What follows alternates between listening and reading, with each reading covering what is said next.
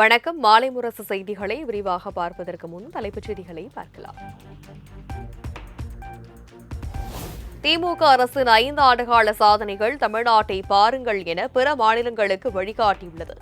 திருச்சி மாநாட்டிற்கு அழைப்பு விடுத்த திமுக தலைவரும் முதலமைச்சருமான மு.க.ஸ்டாலின் பெருமிதம்.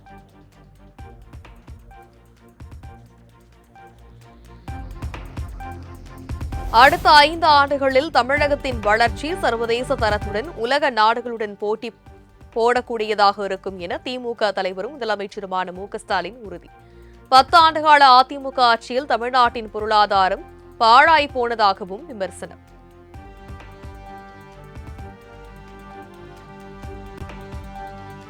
தமிழ்நாட்டில் கூட்டணிக்கு திமுக தலைமையேற்று இருப்பது போல புதுச்சேரியில் காங்கிரஸை தலைமை. பேச்சுவார்த்தைக்கு பின் தொகுதி பங்கீடு குறித்து அறிவிக்கப்படும் என காங்கிரஸ் மேலிட பொறுப்பாளர் கிரிஷ் ஷோடங்கர் பேட்டி.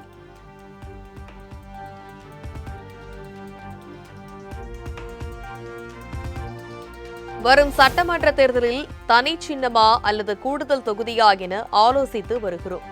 தொகுதி பங்கீடு பேச்சுவார்த்தைக்கு திமுக அழைத்ததும் ஒப்பந்தம் கையெழுத்தாகும் என மக்கள் நீதி மய்யம் தலைவர் கமல்ஹாசன் பேட்டி. ஒப்பந்தம் இறுதியாகுது சார். எப்போ ஒப்பந்தம் திமுகவோட? எப்பதான் பேசிட்டு இருக்கோம். அது கூடிய விரைவில் செஞ்சுதானே கூடுதல் தொகுதியா தனி சின்னமா சார்? கூடுதல் தொகுதி நிக்கிறீங்களா? அதெல்லாம் நாங்க அதைத்தான் பேசிட்டு இருக்காங்க. தனி சின்னமா உதயசூரியனா சார்? அதைத்தான் பேசிட்டு இருக்காங்க.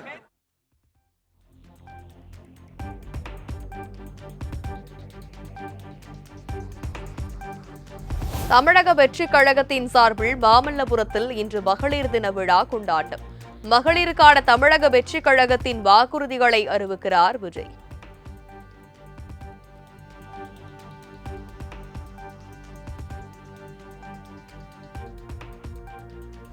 மனைவி மகளை வீட்டிலிருந்து விரட்டிவிட்டு மகளிர் தின விழா என்னும் கேவலமான அரசியல் நிகழ்ச்சி. மாமல்லபுரத்தில் தவேக சார்பில் இன்று நடைபெறும் மகளிர் தின விழாவை சுட்டிக்காட்டி இயக்குநர் அமீர் விமர்சனம்.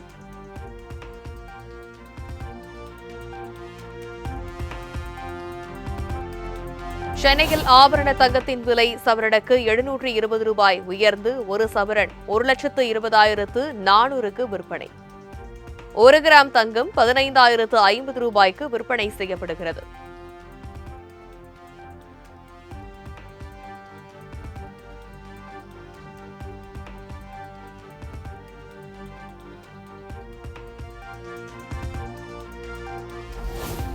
சென்னையில் 14 கிலோ எடை கொண்ட வீட்டு உபயோக கேஸ் சிலிண்டர் விலை 60 ரூபாய் உயர்ந்து 928 ரூபாய் 50 காசுகளுக்கு விற்பனை. ஈரான், இஸ்ரேல் மற்றும் அமெரிக்கா இடையேயான போர் காரணமாக 11 மாதங்களுக்கு பின் விலை உயர்வு.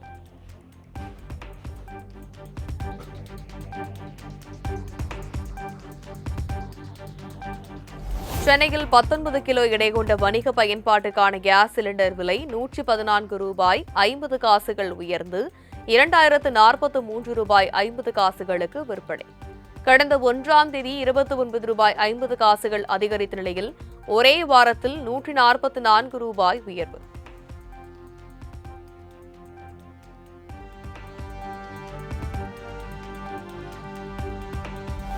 சிவில் சர்வீஸ் தேர்வு முடிவுகளை வெளியிட்டது மத்திய அரசு பணியாளர் தேர்வாணையம். நான் முதல்வன் திட்டத்தில் பயிற்சி பெற்ற தமிழ்நாட்டைச் சேர்ந்த ராஜேஸ்வரி ஸ்வே இந்திய அளவில் 2ஆம் இடம் பிடித்து அசத்தல்.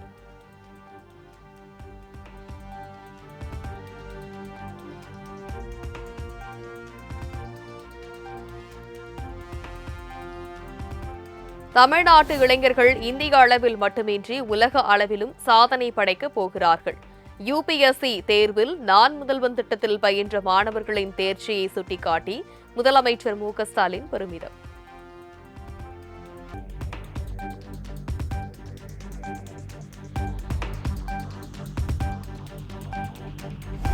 தமிழ்நாட்டுக்கு புதிதாக 4 புதிய ரயில்கள் இயக்கப்பட உள்ளதாக மத்திய இணையமைச்சர் எல். முருகன் தகவல்.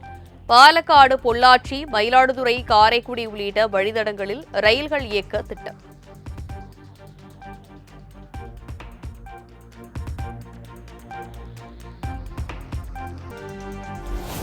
சென்னையில் 11 மண்டலங்களில் மின்கட்டண சேவைகள் இன்றும் நாளையும் செயல்படாது என அறிவிப்பு. இணையதள மற்றும் கணினி பராமரிப்பு பணிகள் காரணமாக செலுத்த முடியாது என தகவல்.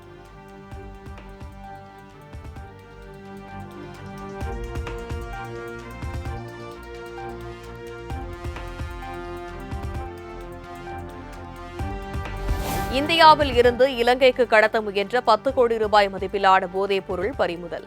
சர்வதேச போதைப்பொருள் கடத்தல் கும்பலை கைது செய்து மத்திய போதைப்பொருள் தடுப்பு பிரிவு போலீசார் தீவிர விசாரணை.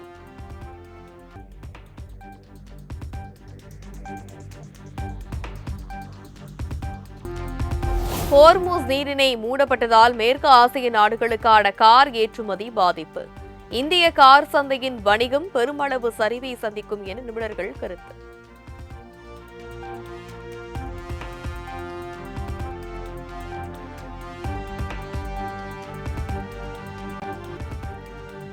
நிபந்தனையின்றி சரணடையும் வரை ஈரானுடன் எந்த ஒப்பந்தமும் கிடையாது என அமெரிக்க அதிபர் டிரம்ப் திட்டவட்டம்.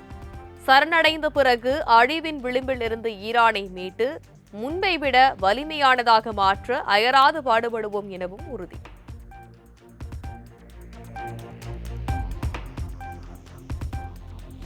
மேற்காசிய போரை உடனடியாக நிறுத்த வேண்டும் என ஐக்கிய நாடுகள் சபை பொதுச் செயலாளர் ஆண்டனியோ குட்ரேஸ் வலியுறுத்தல்.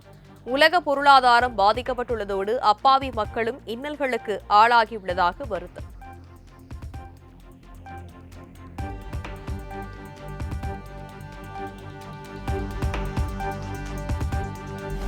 ஈரான் உயர் தலைவர் காமேனி கொல்லப்பட்டது தொடர்பான வீடியோவை வெளியிட்டது இஸ்ரேல் ராணுவம்.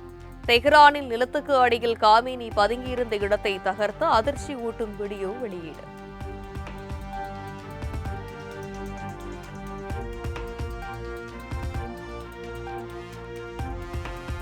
நாடாளுமன்ற தேர்தலில் வெற்றி பெற்று நேபாளத்தின் பிரதமராகிறார் 35 வயதே ஆன ராப் பாடகர் பாலேந்திர ஷா.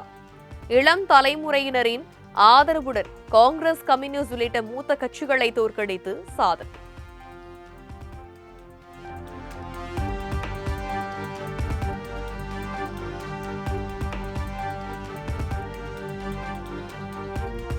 T20 உலகக்கோப்பை இறுதிப் போட்டியில் மகுடம் சூடப்போவது யார்? அகமதாபாத் மோதி மைதானத்தில் நாளை நடைபெறும் போட்டியில் இந்தியா, நியூசிலாந்து அணிகள் பலப்பரீட்சை.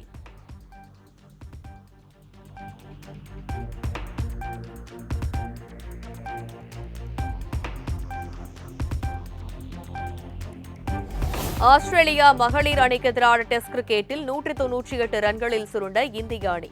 முதல் நாள் ஆட்ட முடிவில் 3 விக்கெட் இழப்பிற்கு 96 ரன்கள் எடுத்துள்ள ஆஸ்திரேலியா.